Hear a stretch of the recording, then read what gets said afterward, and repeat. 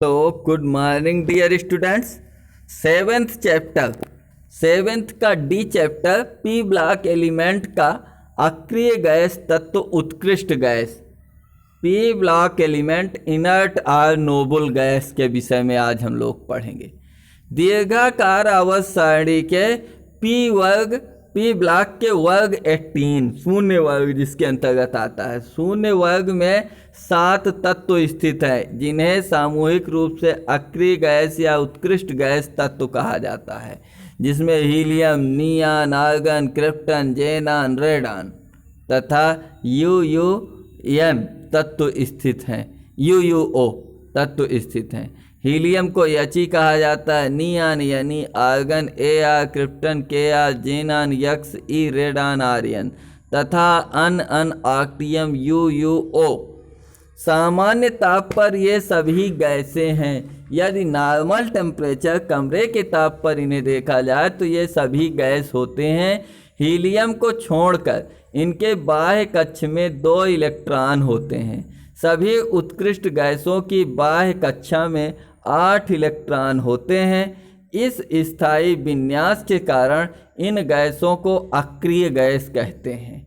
Radon को छोड़कर शेष सभी गैसें वायुमंडल में पाई जाती हैं। रेडान को छोड़कर, रेडान एक रेडियो एक्टिव पदार्थ है जो वायुमंडल में नहीं पाया जाता, परंतु वायुमंडल में अक्रिय गैसों की मात्रा बहुत ही कम होती है। बहुत ही कम मात्रा में अक्रिय गैसें पाई जाती हैं, इसलिए इन गैसों को दुर्लभ गैसें, रेयर गैस भी कहते हैं। आगे चलते हैं। विद्युत ऋणात्मकता, इनकी विद्युत ऋणात्मकता, ये हैलोजन है। इधर हम लोग देखते हैं विद्युत ऋणात्मकता वर्ग 17 में, वर्ग 17 और ये फर्स्ट ए क्षार धातुएं इधर हैं। तो हीलियम के सदृश इधर क्षार धातुओं के वर्ग में लिथियम आता है, जो आवर्त सारणी के पहले ही वर्ग में यहाँ पर उपस्थित होता है, पहले ही वर्ग में उपस्थित होता है। तत्पश्चात हमारा ये बाईं और ये हैलोजन परिवार के तत्व आते हैं, और हीलियम के सदृश यहाँ हैलोजन में कोई तत्व नहीं होता है। तो लिथियम और ये नियान, नियान यहाँ पर फ्लोरीन होता है, यहाँ पर सोडियम तत्व उपस्थित होता है। आर्गन, क्रिप्टन, जेनान, रेडान, ये तत्व आपके अक्रिय गैस तत्व कहलाते हैं। इनकी स्थिति के विषय में आज हम लोगों को पढ़ना है। प्रश्न है, NH2NP6 इलेक्ट्रॉनिक विन्यास के तत्व के अक्रिय क्यों कहते हैं? NH2NP6 जिन तत्वों का इलेक्ट्रॉनिक विन्यास होता है, इनको अक्रिय गैस तत्व क्यों कहते हैं? अथवा कुछ तत्वों के इलेक्ट्रॉनिक विन्यास निम्न हैं, इनके आवर्त सारणी के किस समूह में स्थान दिया जाएगा और क्यों? पहला है 1s2 2s2 2p6 3s2 3p6। दूसरा समूह 1s2 2s2 2p6। तीसरा 1s2 2s2 2p6 3s2 3p6 3d10 4s2 और 4p6। इन सभी तत्वों को अगर हम देखते हैं तो 3s2 3p6, 2s2 2p6, 4s2 4p6, अर्थात इनके बाह्य कोश का सामान्य इलेक्ट्रॉनिक विन्यास एक समान ही है। तो हम लोग क्या करते हैं, आंसर इनका करना स्टार्ट करते हैं।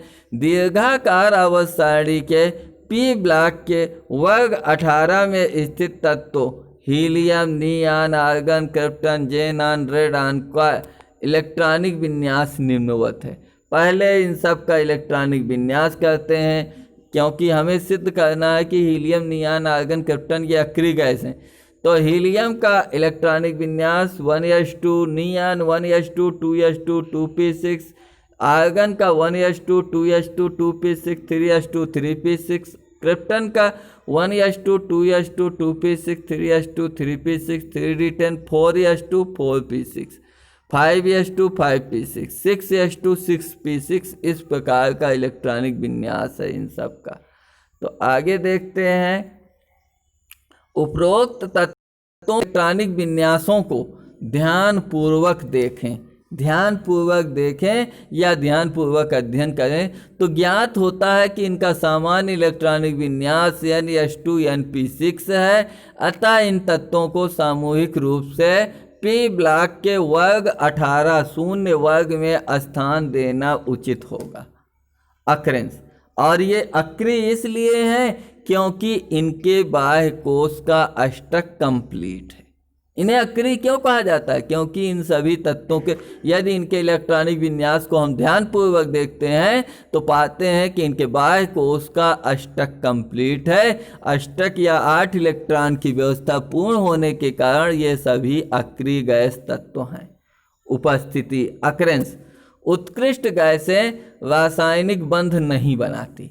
जितने भी उत्कृष्ट गैसें हैं ये कोई केमिकल बॉन्ड नहीं बनाती, इसी कारण ये संयुक्त अवस्था कंबाइंड स्टेट में नहीं पाई जाती। प्रकृति में ये स्वतंत्र अवस्था में पाई जाती हैं। वायुमंडल में रेडॉन को छोड़कर शेष सभी उत्कृष्ट गैसें पाई जाती हैं। एक रेडॉन अकेला तत्व है, नहीं पाया जाता, बाकी सभी हीलियम, नियान, आर्गन, क्रिप्टन, जेनान सभी पाए जाते हैं, रेडॉन नहीं पाया जाता। वायुमंडल में इसकी प्रतिशत मात्रा बहुत कम है, आयतन अनुसार 1% होती है। वायु में उपस्थित गैसों के आयतन प्रतिशतता का N का 78%, ऑक्सीजन O2 21%, उत्कृष्ट गैसें 1% पाई जाती हैं।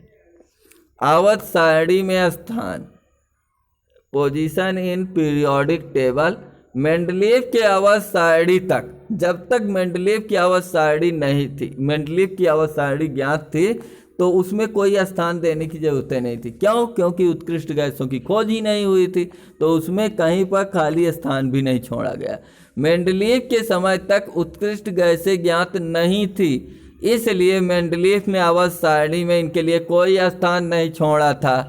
हीलियम तथा आर्गन की खोज के पश्चात सन 1896 में रैमजे ने आवर्त सारणी में शून्य वर्ग जोड़ने की सलाह दी।